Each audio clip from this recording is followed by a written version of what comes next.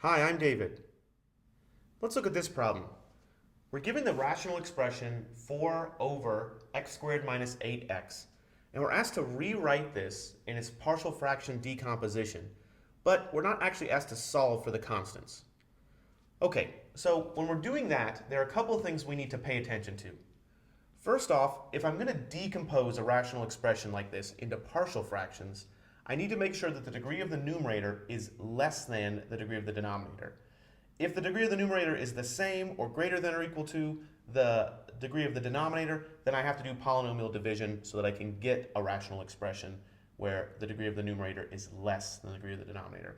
In this case, the degree of the numerator is 0 and the degree of the denominator is 2, so we're fine.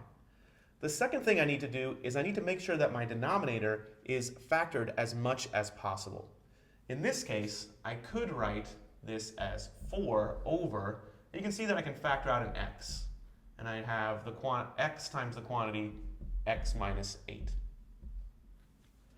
Okay, now that I have the denominator factored as much as I can, I cannot factor x anymore, and I cannot factor x minus 8 anymore, then I need to rewrite this in its correct form.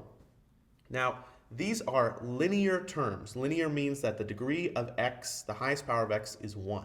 So this is x to the 1 and x to the 1 minus 8.